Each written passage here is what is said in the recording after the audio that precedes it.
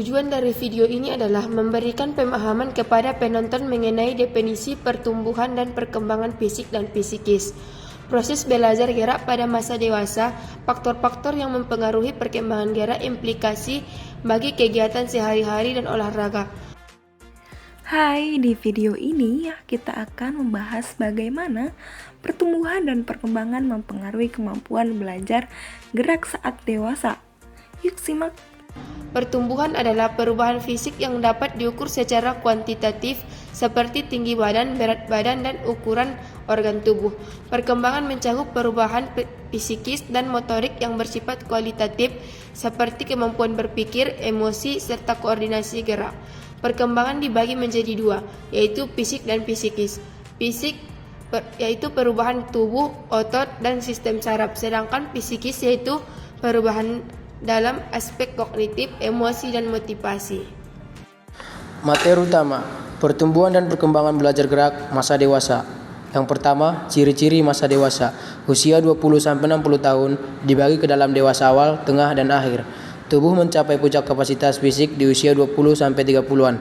Lalu, mulai menurun secara bertahap, tanggung jawab sosial dan emosional meningkat. Yang kedua, pertumbuhan fisik pada masa dewasa. Tidak banyak pertumbuhan, namun terjadi penurunan kekuatan otot, elastisitas, dan reaksi motorik. Perubahan metabolisme dan kesehatan sendi mengaruhi kemampuan fisik. 3. Perkembangan psikis. Stabil secara emosi dan mental. Motivasi belajar gerak bisa dipengaruhi oleh pekerjaan, hobi, atau kebutuhan kesehatan. Tingkat stres dan gaya hidup dapat berdampak pada perkembangan gerak. 4. Belajar gerak pada masa dewasa. Dewasa tetap bisa belajar keterampilan motorik baru, misalnya olahraga, menari, atau teknik kerja. Proses belajar bisa lebih lambat dibanding anak-anak, tapi pemahaman konsep lebih baik.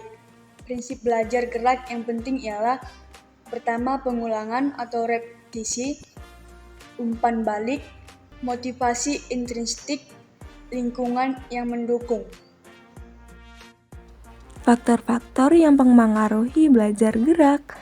Yang pertama ada internal. Internal terbagi menjadi 3, yaitu usia, kondisi fisik, dan pengalaman. Dan yang eksternal terbagi menjadi 4. Yang pertama yaitu pelatih, fasilitas, waktu, dan suasana.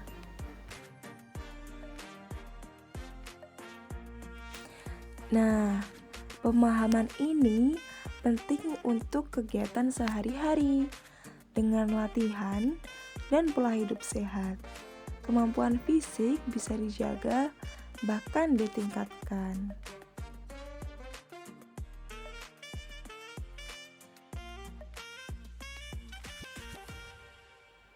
Ingat ya teman-teman, perkembangan tidak berhenti di masa anak-anak. Orang dewasa tetap bisa mengembangkan keterampilan motorik baru dengan latihan, struktur, dan lingkungan yang mendukung hasilnya akan optimal. Kesimpulan, pertumbuhan dan perkembangan adalah proses umur hidup. Masa dewasa masih memiliki potensi besar untuk belajar gerak.